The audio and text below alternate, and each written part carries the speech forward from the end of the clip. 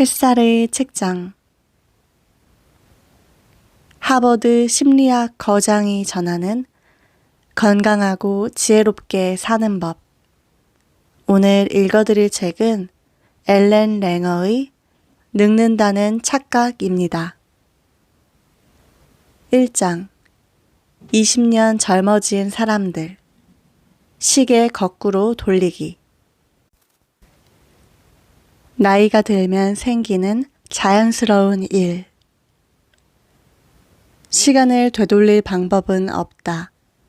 흘러가는 시간에 조금씩 잠식당하며 한 살 한 살 나이 들다 보면 젊음의 활력은 어느새 추억이 된다.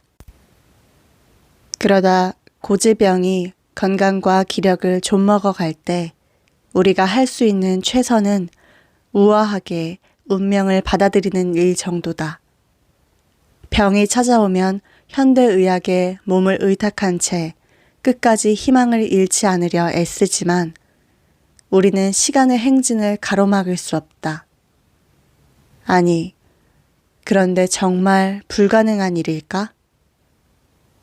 1970년대 동료 주디스 로딘과 나는 요양원 거주 노인들 대상으로 스스로 더 많이 결정하도록 장려하는 실험을 했다. 방문객을 맞이할 장소라든지 요양원에서 보여주는 영화를 볼 것인지의 여부, 본다면 언제 볼 것인지를 직접 결정하도록 하는 시기였다. 각자 돌볼 화분을 선택하고 그 화분을 방 안 어디에 둘지, 언제 얼마나 물을 줄지까지 직접 결정하게끔 했다. 우리의 의도는 요양원 노인들이 좀 더 의식을 집중해서 세상과 맞부딪힘으로써 보다 충만하게 살도록 돕는 것이었다. 대조군 집단 노인들에게는 스스로 결정하라고 하지 않았다. 화분은 똑같이 지급되었지만 요양원 직원들이 돌볼 것이라 이야기했다. 1년 6개월이 지난 뒤 우리는 실험 앞뒤로 실시한 다양한 검사 결과를 바탕으로 첫 번째 집단이 더 쾌활하고 활동적이며 민첩해졌음을 확인했다. 다들 나이가 아주 많고 상당히 허약한 노인들이었기 때문에 처음에는 단순히 그들이 훨씬 더 건강해졌다는 사실에 기뻐했다. 그러다 적극적으로 생활해온 노인들의 사망률이 그렇지 못한 대조군의 절반도 안 될 만큼 낮다는 사실에 깜짝 놀라고 말았다. 대체 무슨 일이 벌어진 것일까? 나는 오랫동안 이 문제에 대해 고민했다.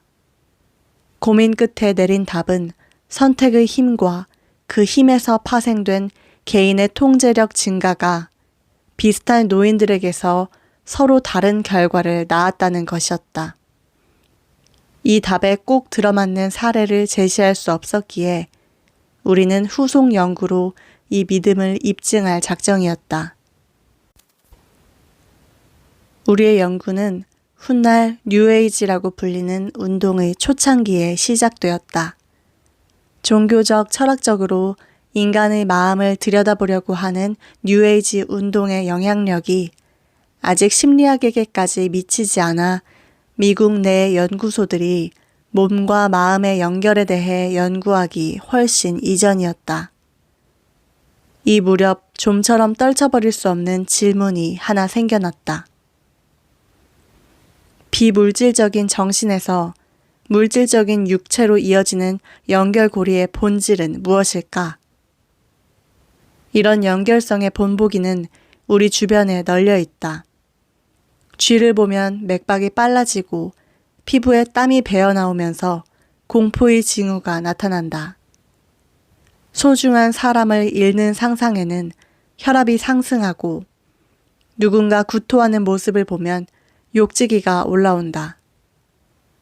이처럼 몸과 마음의 연결성을 보여주는 증거가 널려 있음에도 그 의미를 제대로 이해하는 사람은 거의 없다. 단지 선택권이 주어졌을 뿐인데 이렇게 엄청난 결과로 이어졌다는 것은 우리에게도 신기하고 놀라운 일이었다. 그 후 나는 선택하는 과정이 의식의 집중을 초래하며 다른 사람들과 마찬가지로 우리 또한 무심한 상태였기 때문에 실험 결과를 의외로 받아들였다는 점을 깨달았다.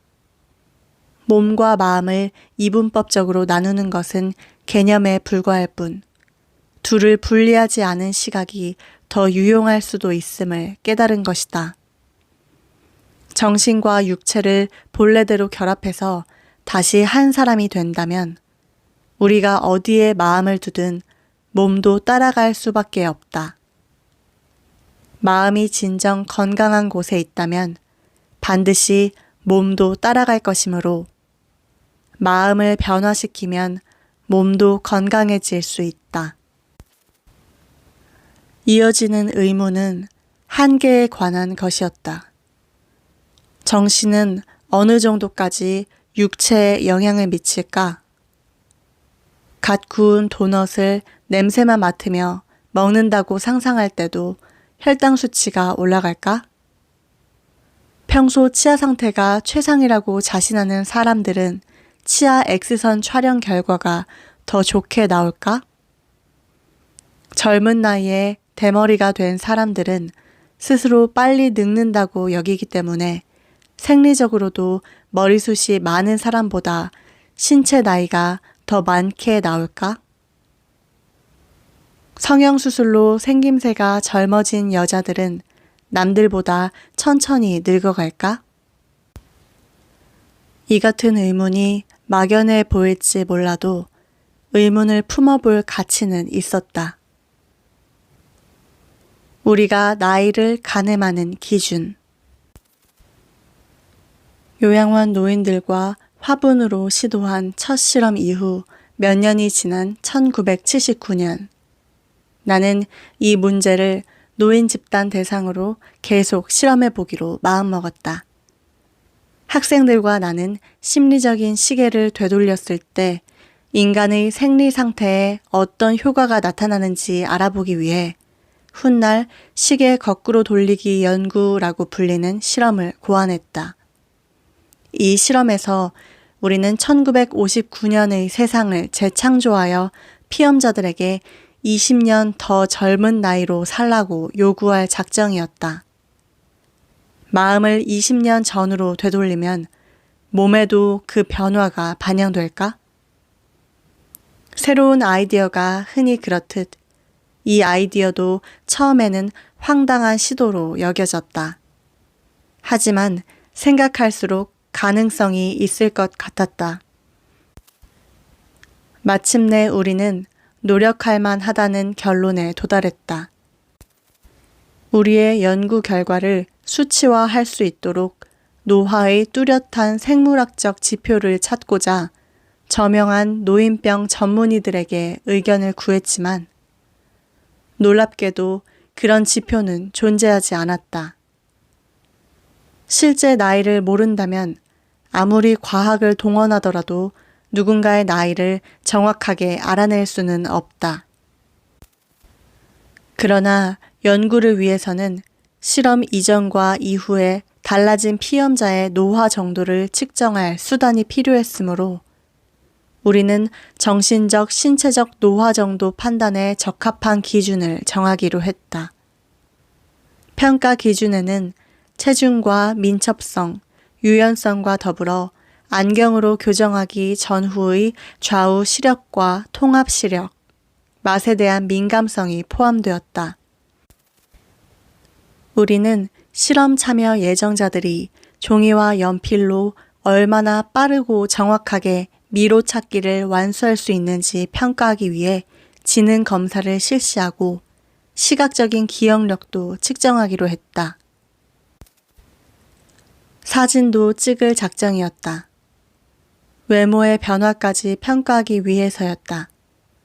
마지막으로는 피험자 스스로 평가하는 심리 검사가 계획되어 있었다.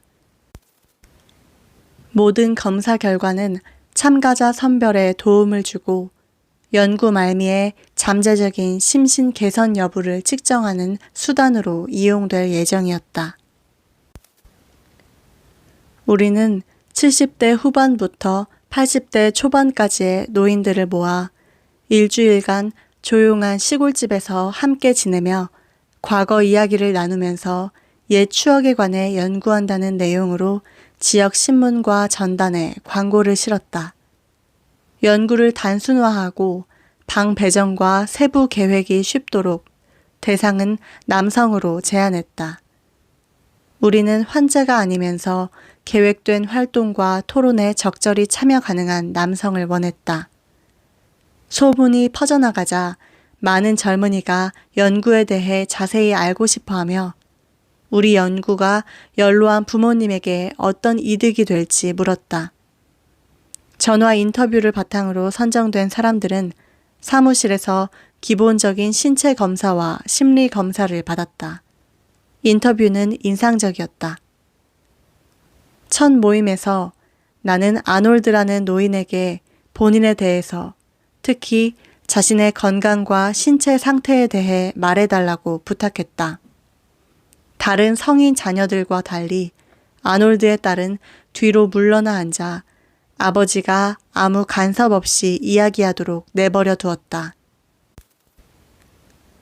아놀드는 자신의 인생에 대해서, 과거에 즐겼던 광범위한 신체적 지적 활동에 대해 이야기했다.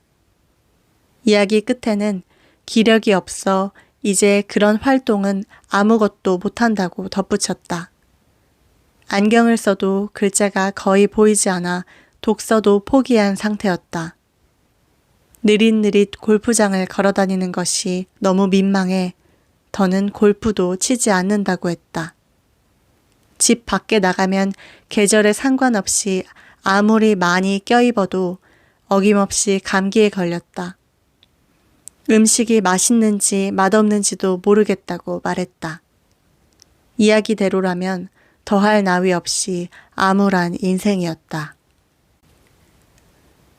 이야기가 끝나자 아버지 스스로 이야기하도록 내버려둬서 내가 마음속으로 칭찬 중이던 아놀드의 딸이 나섰다.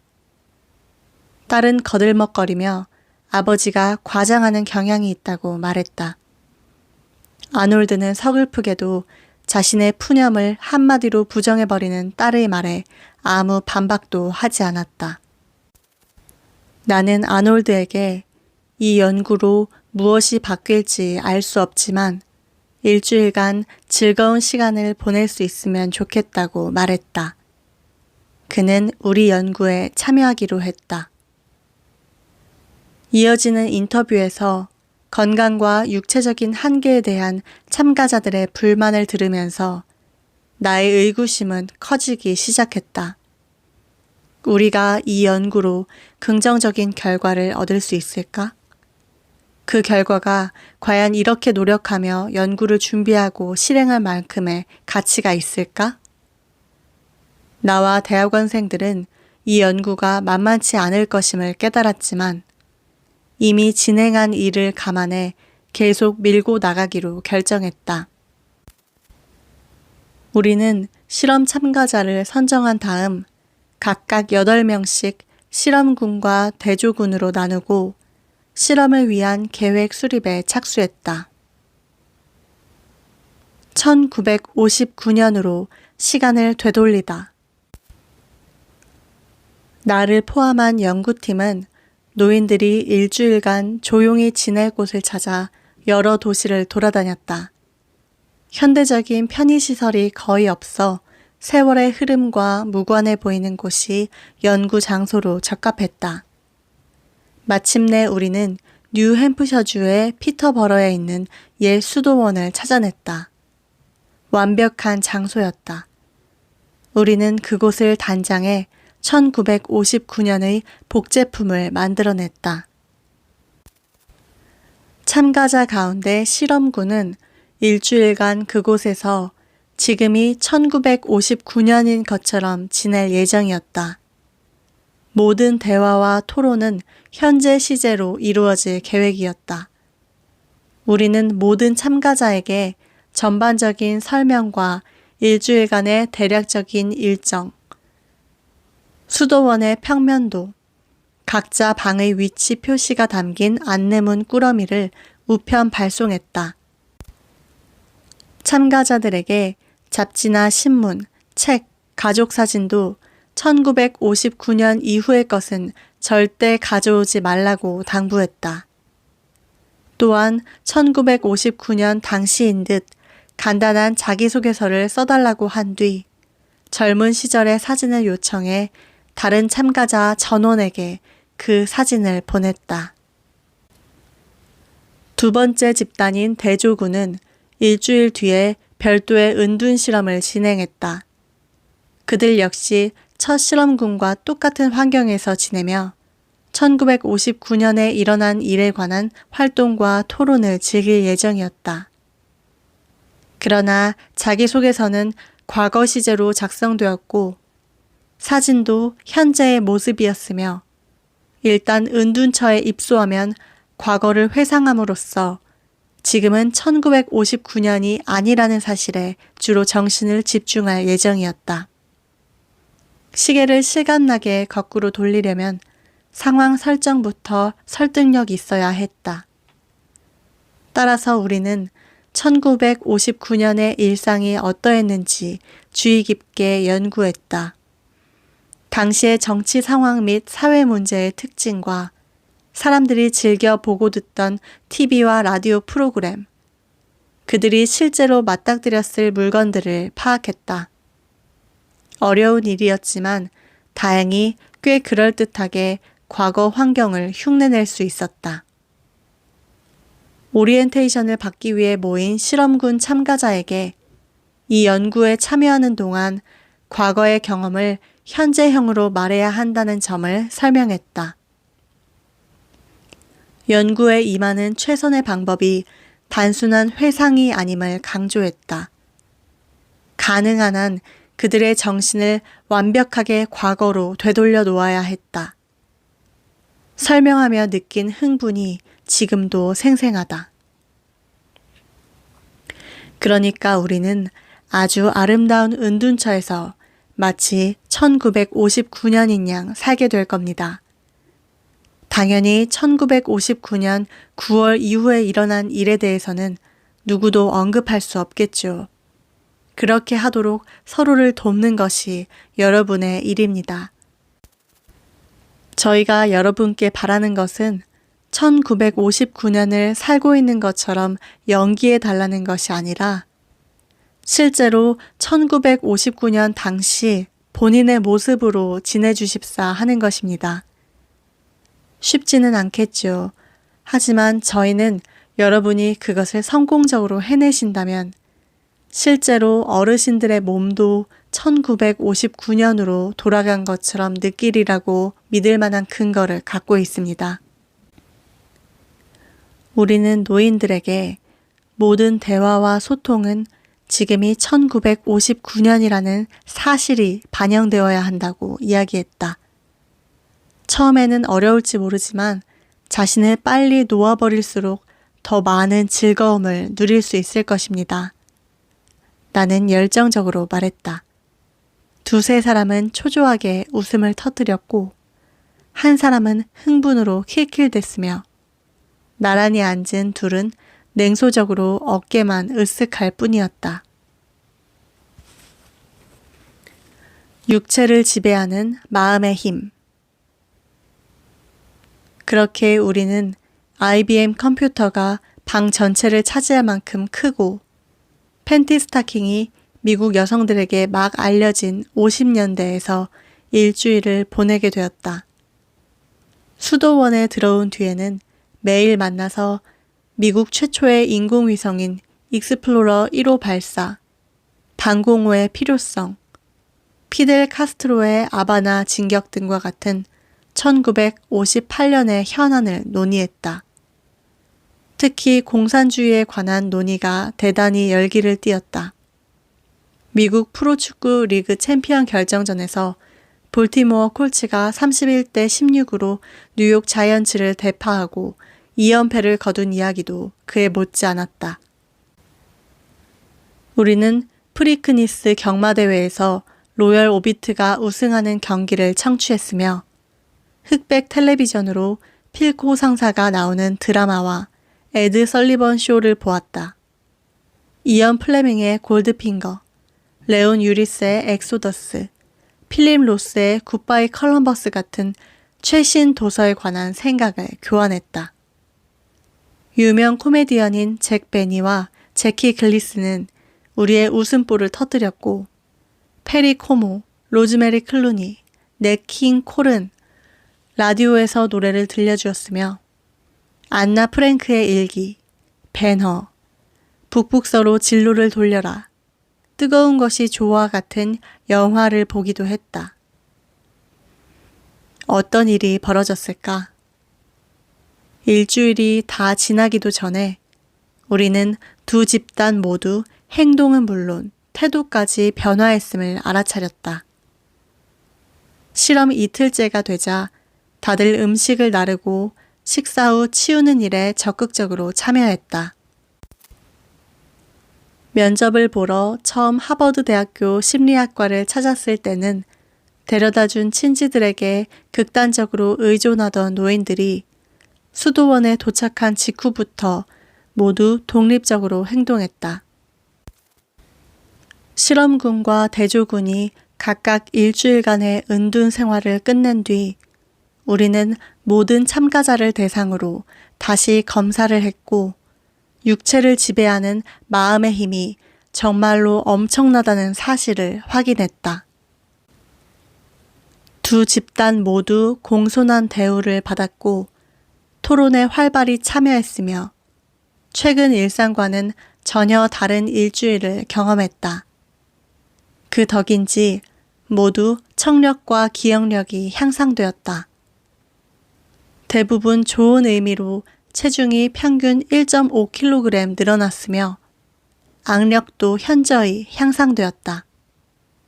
수많은 측정 결과에서 참가자들은 더 젊어졌다. 실험군은 관절 유연성과 손가락 길이, 손놀림이 월등히 나아졌다. 키, 몸무게, 걸음걸이, 자세도 좋아졌다. 마지막으로 우리는 이 연구의 목적을 전혀 모르는 사람들에게 일주일이 끝나갈 때 참가자들이 찍은 사진과 연구를 시작하자마자 찍은 사진을 비교해달라고 요청했다. 객관적인 입장의 관찰자들은 실험군 참가자 전원이 연구 말미에 훨씬 더 젊어 보인다고 판단했다. 다만 지능검사에서는 대조군의 44%만이 결과가 향상된 데 반해 실험군은 63%가 더 높은 점수를 받았다. 건강한 삶이란 무엇일까? 이 연구는 이후 수십 년간 노화에 관한 시각뿐만 아니라 한계에 대한 나의 견해까지 전반적으로 바꾸어 놓았다. 시간이 흐르면서 나는 생물학이 곧 숙명이라는 믿음을 점점 멀리하게 되었다. 우리의 발목을 잡는 것은 신체가 아니다. 신체적인 한계를 믿는 사고방식이다. 지금 나는 질병의 진행과 관련해 우리가 반드시 옳다고 여기며 따르는 의학 지식 중 어느 것도 진실로 여기지 않는다. 일군의 노인들이 각자의 인생에 그토록 극적인 변화를 가져올 수 있다면 다른 사람들도 그럴 수 있다. 그러려면 우선 우리가 인식하고 있는 한계가 정말로 존재하는지 의문을 품어야 한다. 예를 들어 우리는 대개 나이가 들면 시력이 나빠지기 마련이고 고질병은 나을 수 없으며 바깥 세상이 젊은 시절에 느끼던 것처럼 내게 꼭 맞지 않으면 뭔가 잘못하고 있다고 여긴다. 사회 전체가 건강에 엄청난 관심을 쏟는데도 정작 건강한 삶을 누리는 방법에 대해서는 거의 알지 못하는 이유가 무엇일까? 우리는 잡지에 실린 수많은 기사들을 읽는다.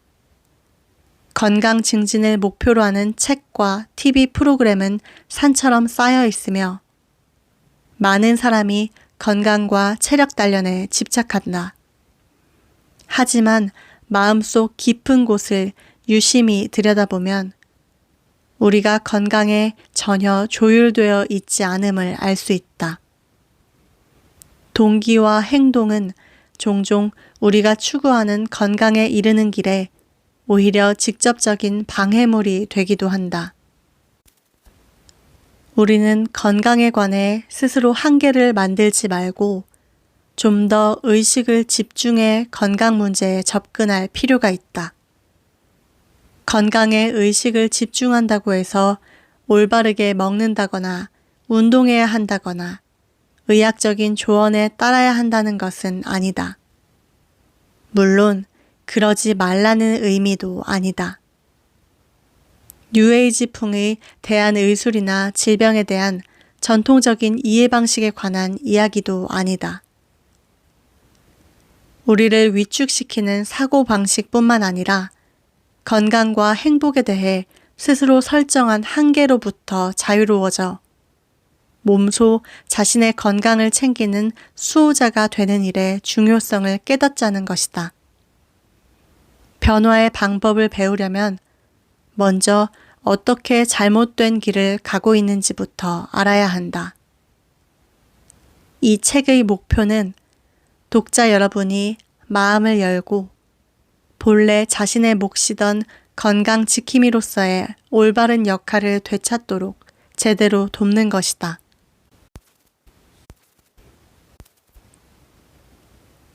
읽어드릴 부분은 여기까지입니다. 뒷내용이 궁금하신 분들은 꼭 책을 구해서 읽어보시길 바라고요. 우리한테는 나이와 무관하게 건강하고 활기찬 삶을 살아갈 수 있는 가능성이 있다는 것, 그리고 주체적으로 삶을 책임지고 변화시킬 수 있는 힘이 있다는 것 꼭 기억해 주시길 바랍니다. 햇살의 책장 햇살이었습니다.